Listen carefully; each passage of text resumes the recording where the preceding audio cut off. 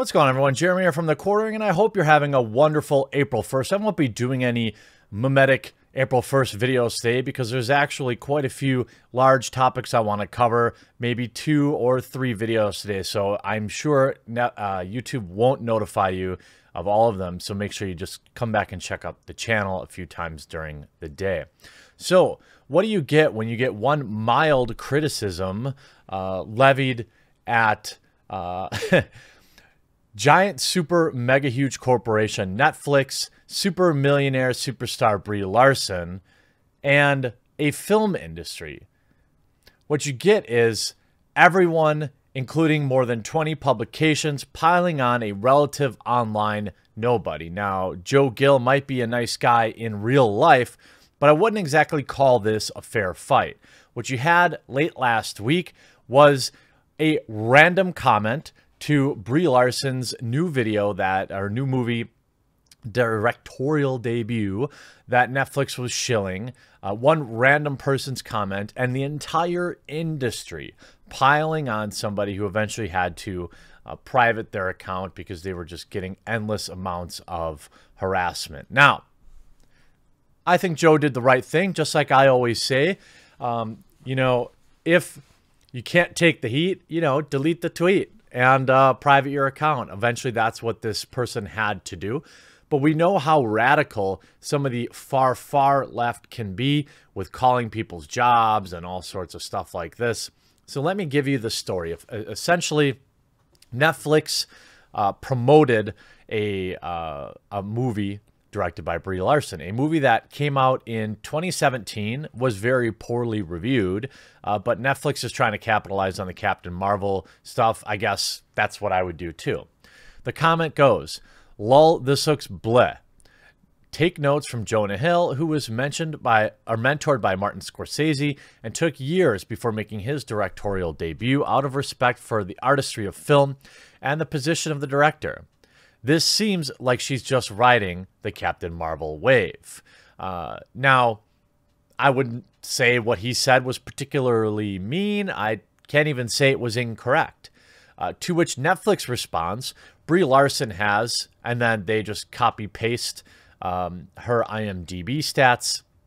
And again, interesting that Netflix is even responding to random criticism from people, but you must protect the queen. Then you get Brie Larson retweeting it. And then you get the entire industry jumping on this guy. Now, to prove the movie did not review well on 602 reviews, 4.1 stars on IMDb, a 70% on Rotten Tomatoes, and 46% on Metacritic. Now, this is, of course, long before any of her white men comments. So the Unicorn Store reviewed poorly on its own merits. Now, the Google reviews I find are generally more positive. This is across the board, but it did have an 81% on Google reviews. But again, Unicorn Store was actually released 2 years ago and was not reviewed well. But that didn't stop the Inquisitor, Brent Furtick, Netflix, a mansplainer, tried to take down Brie Larson. Netflix brutally shaded people.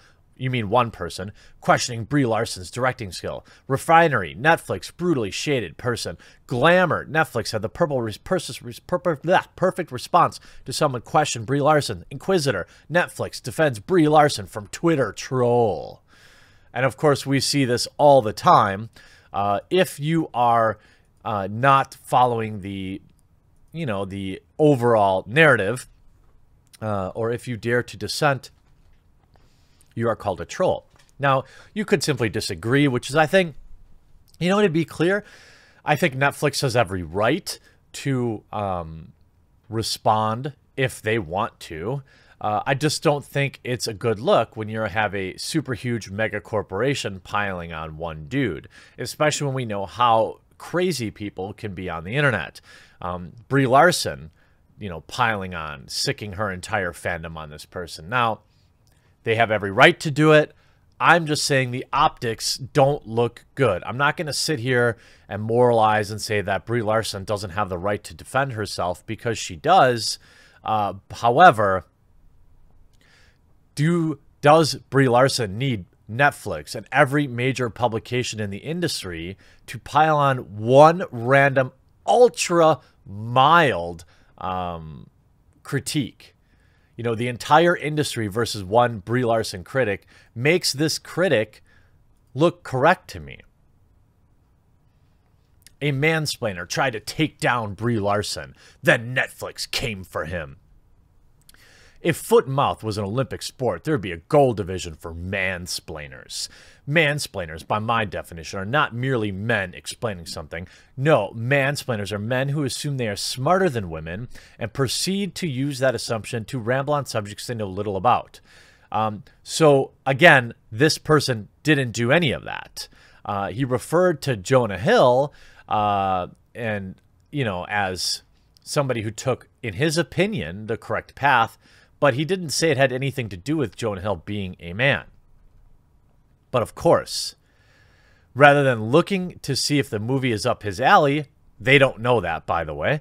He watched a preview Netflix shared and said it doesn't look good.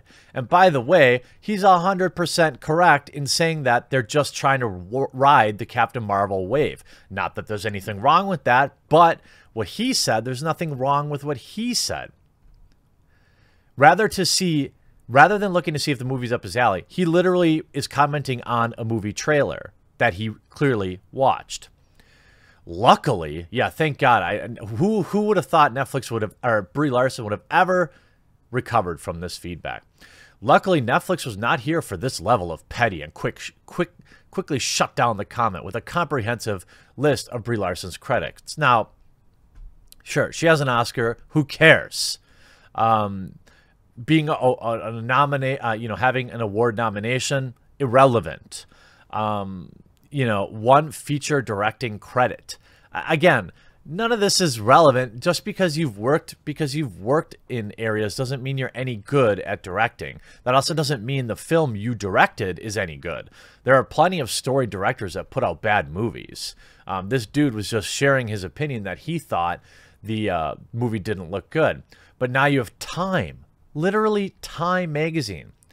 Netflix claps back at Brie Larson troll who criticized her directorial debut, and you might need a minute.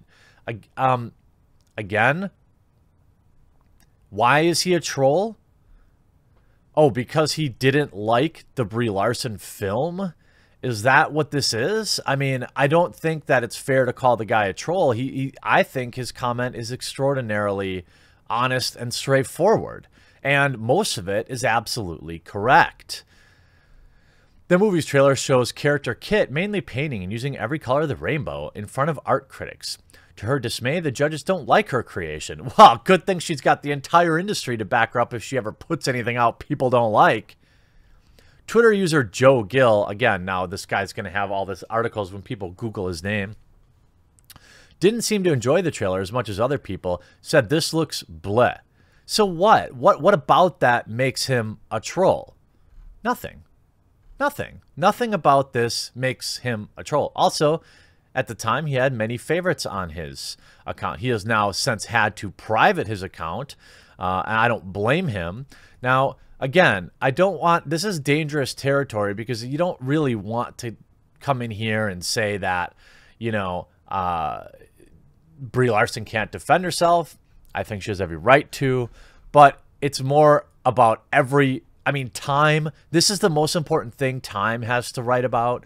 That the industry full of millionaires and bought shills defended their goddess Brie Larson, who is an ultra mediocre actor, and they keep hanging about, well, she won an Oscar, so what have you done for me lately? Just because Brie Larson had won an Oscar doesn't mean every film she's ever going to be in is any good. Also, we all know the Oscars and the Grammys and all this crap is totally rigged. Obviously, if you don't think they are, then I've got a bridge to sell you. Like it or not, we're going to guess she most certainly loves it. Brie Larson found herself at the center of every discussion about feminism in Hollywood. No, I doubt it. I doubt it. It would appear that social media hate of Brie Larson is still alive and well. Again, every single one of these people are lying. What this guy said was not hateful. What he said was not personal. What he said was not even incorrect. But everybody is willing to completely misrepresent this kid and say that he's some sort of Twitter troll or that he hates women and all this stuff. It's pathetic. Netflix, I mean, all these articles, the perfect response to someone who questioned Brie Larson's directing skills. Now, it's not like it's his right. After all, Larson is just 29 years old and has already won several major awards and is more than deserving of having a crack at her own film. I don't think any of this said that she shouldn't do it. She just said it doesn't look good and maybe she should take some more time. Now, whether or not you agree with that statement, that's up to you. Whether or not you agree that the movie is good, that's up to you. But the general public has spoke and said that it isn't very good. And the entire industry just vilifies this one dude, which has been undergoing unending piling on by the entire industry that is always looking for a man to vilify, in my opinion, to prop up bullshit. Her movie sucked. The Unicorn Store, by, I would say, reasonable standards, 600 reviews. It did not review well.